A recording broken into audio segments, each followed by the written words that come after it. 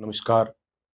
देशद्रोही एनजीओ, अनैतिक लालची वकील, सुप्रीम कोर्ट के जज ने इसे नजरअंदाज किया है, लेकिन ट्रायल कोर्ट के जज ने इस साजिश और अपवित्र गठबंधन को उजागर करने की हिम्मत की है। तो चलिए शुरू करते हैं।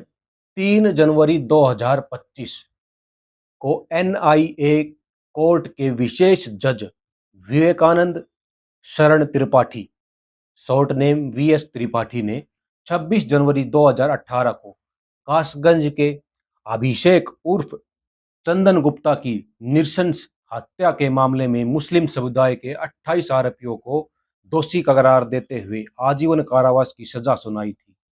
यह जघन्य हत्या चंदन की तिरंगा यात्रा के दौरान मुस्लिम समुदाय के लोगों ने की थी।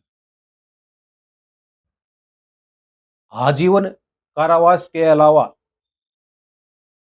जस्टिस त्रिपाठी ने अपने फैसले में एक और अहम मुद्दा उठाया है, और वो है महंगे वकीलों का पैसे के लिए किसी का भी पक्ष रखने के लिए तैयार रहना। इस मुद्दे पर आज तक किसी भी सुप्रीम कोर्ट या हाई कोर्ट के जज ने कोई टिप्पणी नहीं की है। जस्टिस त्रिपाठी ने यह सजा सुनाते हुए अपराधियों का बचाव करने वाले देशी और विदेशी एनजीओ की भूमिका पर सवाल उठाए, और इस पर अंकुश लगाने के लिए अपने आदेश की एक प्रति केंद्रीय गृह मंत्रालय और बार काउंसिल ऑफ इंडिया को भेजी है। जस्टिस त्रिपाठी ने अपने आदेश में कहा,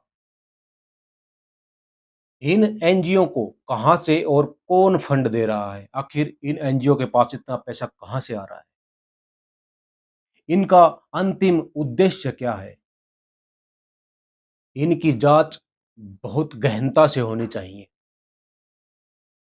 जब भी कोई आतंकवादी पकड़ा जाता है, ये एनजीओ उसके सपोर्ट में अपने विशेष इंडिया के टॉप लेवल के वकील खड़ा कर देते हैं।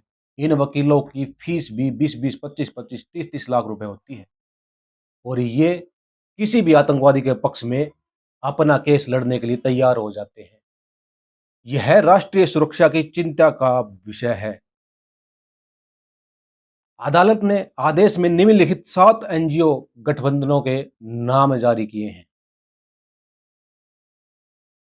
पहला है citizens for justice and peace Mumbai, people's union for civil liberties Delhi, Rihai Manch, alliance for justice and accountability New York, Indian American Muslim council, South Asia solidarity group, Jamiat Ulema Hind. ये 7 एनजीओ भारत में किसी भी वकील को आतंकवादी का पक्ष लेने के लिए आधी रात को खड़ा कर देते हैं। जस्टिस त्रिपाठी का आदेश वाकई ऐतिहासिक है, और उन्होंने सरकार से भी ऐसी मांग की है। हाईकोर्ट और सुप्रीम कोर्ट में प्रैक्टिस करने वाले वकीलों की फीस पब्लिक डोमेन में उपलब्ध होनी चाहिए, और उनकी संपत्ति की घोषणा भी सार्वजनिक जानकारी के लिए प्रकाशित होनी चाहिए। उन्हें यह भी बताना चाहिए कि उन्होंने हर साल कितना आयकर चुकाया है। वकीलों की फीस केवल चेक बैंकिंग चैनलों के माध्यम से ली जानी चाहिए। वकीलों की फीस की रसीद के बारे में सुप्रीम कोर्ट के शीर्ष वकीलों ने हलफनामा मांगा जाना चाहिए कि उनकी फीस किसने दी है, ताकि यह स्पष्ट हो सके किसी आतंकवादी संगठन को फंड दिया गया था या नहीं। जस्टिस त्रिपाठी के इस ऐतिहासिक आदेश का सभी देशभक्त भारतीयों को स्वागत और समर्थन करना चाहिए। रोहिंग्या बांग्लादेशियों को वापस भेजने की एक याचिका अश्वनी उपाध्याय ने लगाई थी, और इसका विरोध देश के टॉप लेवल के वकील कर रहे हैं। अब ये जानिए, 25-25, 30-30 लाख जिन वकीलों की फीस है, वो इन रोहिंग्या बांग्लादेशियों के सपोर्ट में खड़े हैं। इन वकीलों के पास पैसा कहां से आ रहा है? एनजीओ उपलब्ध करा रहे हैं। एनजीओ के पास पैसा कहां से आ रहा है? ऐसे एनजीओ भारत में बहुत सक्रिय हैं। भिखारियों जैसे दिखने वाले और गंदी परिस्थिति में रहने वाले 2 रोहिंग्याओं, मोहम्मद सलीमुल्लाह खां और मोहम्मद शाकिर के लिए 6 उच्च पदस्थ वकील कोर्ट में पेश हुए। जिनके पास पहनने के लिए चप्पल नहीं है, उनके लिए भारत के टॉप लेवल के वकील कोर्ट में उनके समर्थन में लड़ने के लिए पहुंच गए। ये चिंता का विषय है भारत के लिए।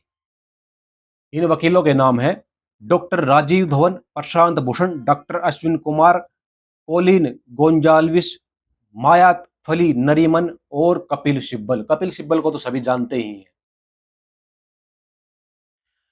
जबरन धर्मांतरण रोकने के लिए अधिवक्ता अश्वनी उपाध्याय की याचिका का 10 महंगे गद्दार वकील विरोध कर रहे हैं।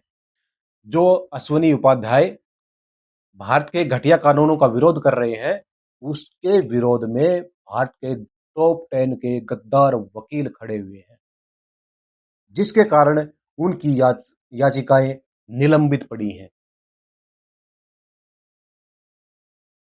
उध्याई की पूजा स्थल अधिनियम को चुनौती देने वाली याचिका का 22 शीर्ष वकील विरोध करते नजर आ रहे हैं। इनमें सांसद, विधायक, पूर्व कानून मंत्री, गृह मंत्री, विदेश मंत्री, शिक्षा मंत्री शामिल हैं।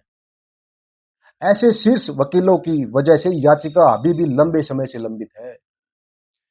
अक्टूबर 2024 में ही एक अन्य एनजीओ सोशल ज्यूरिस्ट ने दिल्ली हाईकोर्ट में याचिका दायर कर केंद्र से रोहिंग्या शरणार्थियों के बच्चों को सुविधाएं देने का प्रस्ताव पारित किया था।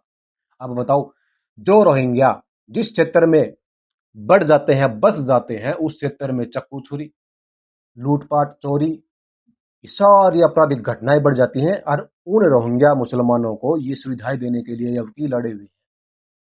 ये 30-30 लाख फीस वाले वकील।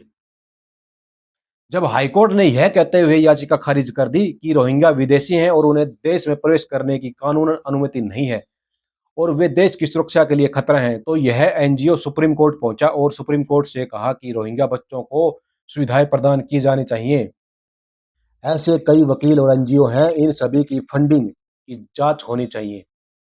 देश की खातिर, अपने बच्चों की खातिर या अपने लिए इस मैसेज को फॉरवर्ड करें, ताकि निरंकुश और असंवेदनशील न्यायपालिका लोगों के प्रति जवाबदेह बने।